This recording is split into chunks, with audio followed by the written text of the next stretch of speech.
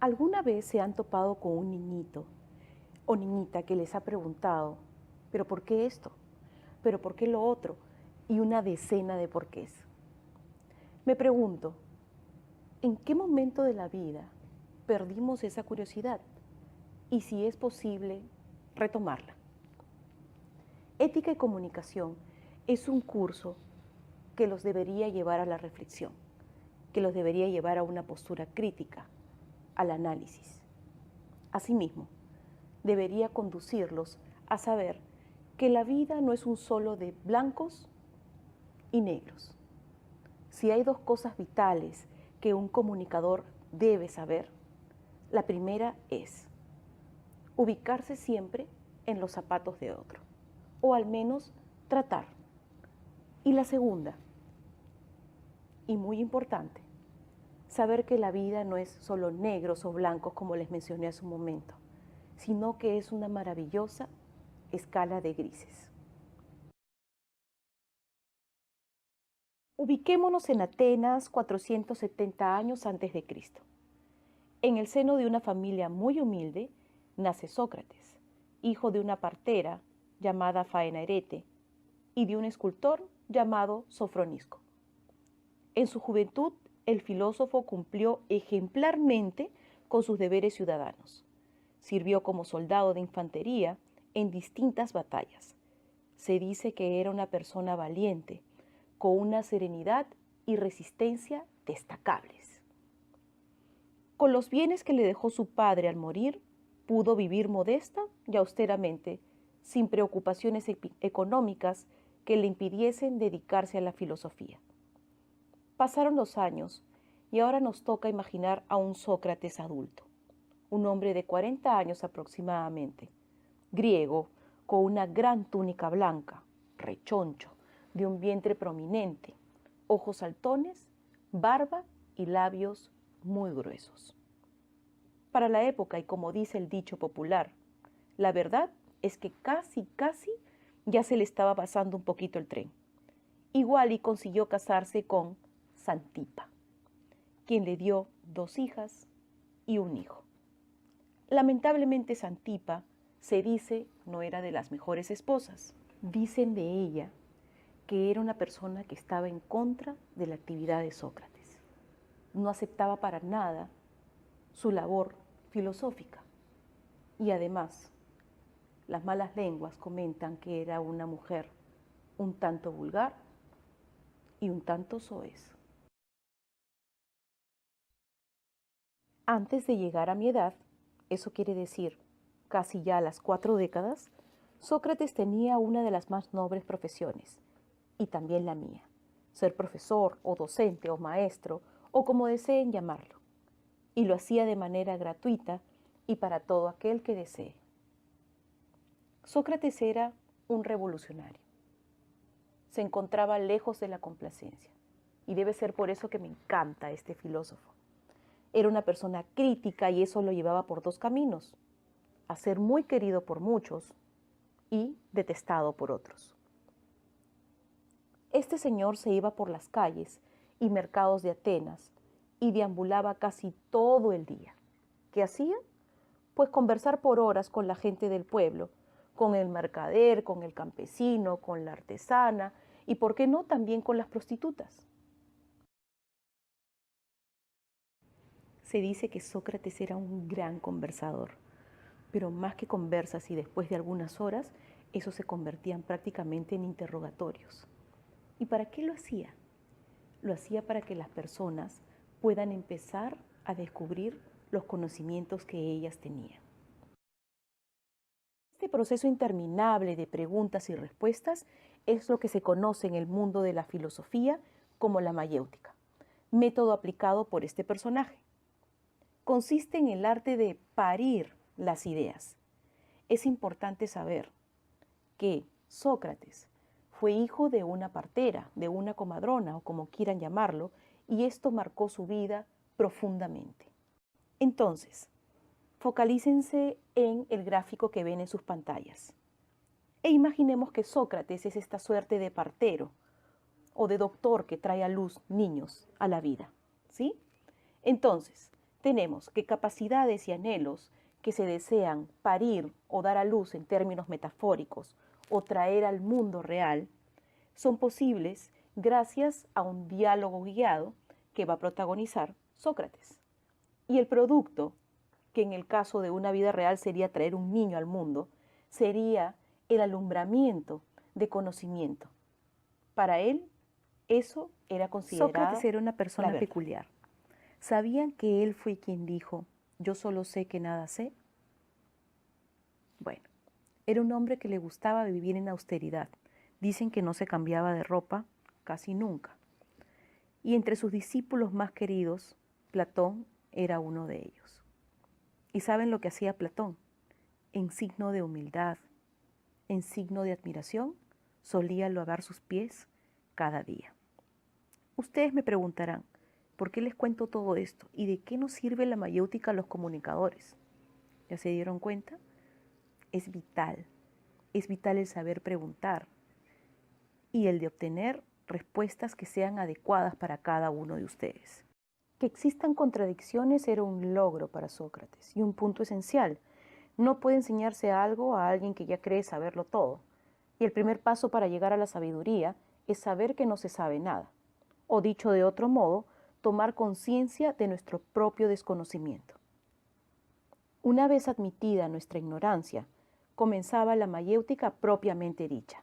Por medio del diálogo, con nuevas preguntas y razonamientos, Sócrates iba conduciendo a sus interlocutores al descubrimiento o alumbramiento de una respuesta precisa a la cuestión planteada, de modo tan sutil que la verdad parecía surgir de su mismo interior como un descubrimiento propio. Él sostenía que el ser humano aspiraba a la felicidad y hacia ello encaminaba sus acciones. Solo las personas que obran bien y que ostentan un comportamiento cercano a la virtud tienen felicidad.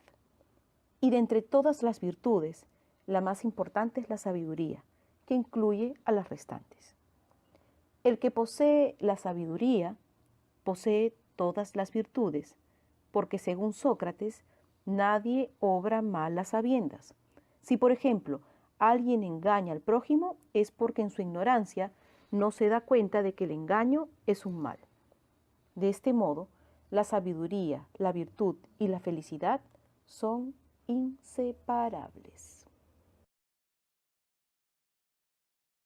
Sócrates viene a esta clase por una razón, sino porque es considerado el padre de la ética, que nos llevará sendas horas referirnos a ella durante estos meses, en los cuales me acompañarán. Tengo que contarles que lamentablemente Sócrates nunca escribió un solo texto. Sócrates paraba en la calle, entonces obviamente no tenía tiempo para escribir. ¡Qué provecho! Sin embargo, son postulados de gran influencia y deberían serlo más aún para la gente joven como ustedes. ¿Quiénes dejaron entonces cuenta de todo lo que sabía Sócrates? Pues todos sus oyentes, sus discípulos y sobre todo Platón. Es interesante saber que parte de cuanto se sabe sobre Sócrates procede de tres contemporáneos suyos: el historiador Jenofonte, el comediógrafo Aristófanes y el filósofo Platón, como ya lo mencioné. Jenofonte retrató a Sócrates como un sabio absorbido por la idea de identificar el conocimiento y la virtud. ¿Recuerdan que les comenté al inicio que Xantipa, la esposa de Sócrates, era un tanto vulgar? Pues, ¿recuerdan el dicho, dime con quién andas y te diré quién eres?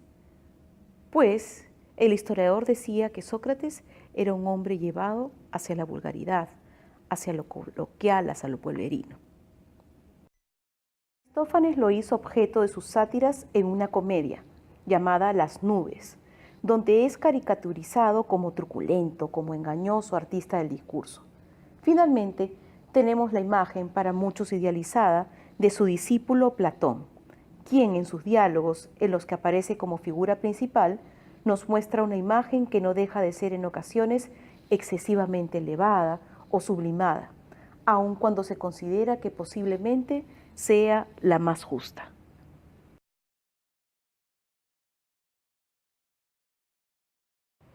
Sócrates fue acusado de cargos que resultaron poco creíbles. ser escéptico, ser hereje, ser una persona irrespetuosa. Y finalmente el cargo más grande de todos fue el de corromper a la juventud de la antigua Grecia.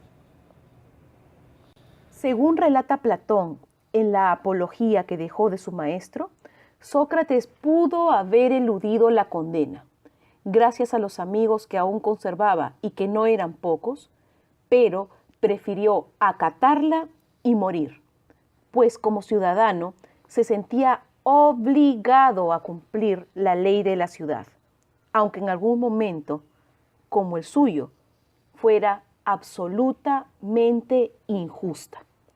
Él creía en cada uno de aquellos cargos que se le imputaban, pero decir que no eran reales hubiera sido una falacia, y eso sinónimo de poca sabiduría y por ende de gran infelicidad para el buen Sócrates.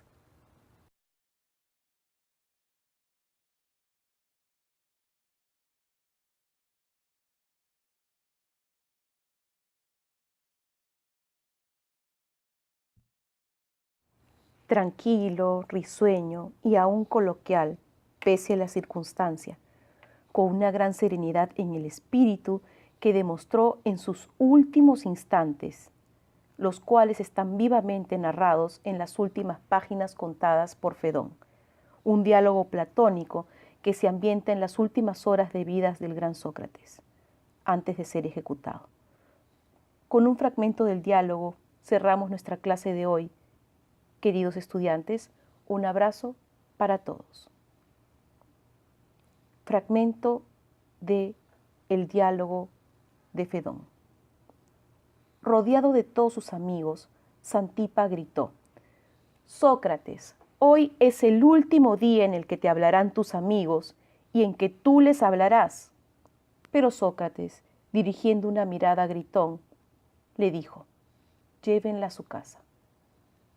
Santipa, envuelta en llanto y con el hijo de Sócrates en brazos, tuvo que retirarse. Entonces Gritón hizo una seña al esclavo que tenía allí cerca. El esclavo salió y poco después volvió con el que debía suministrar el veneno, que llevaba ya disuelto en una copa. Sócrates la tomó, llevó la copa a los labios y bebió con una tranquilidad y una dulzura maravillosas. Hasta entonces, nosotros tuvimos fuerza para contener las lágrimas, pero al verle beber y después que hubo bebido, ya no fuimos dueños de nosotros mismos. Yo sé decir que mis lágrimas corrieron en abundancia, y a pesar de todos mis esfuerzos, no tuve más remedio que cubrirme con mi capa para llorar con libertad por mí mismo.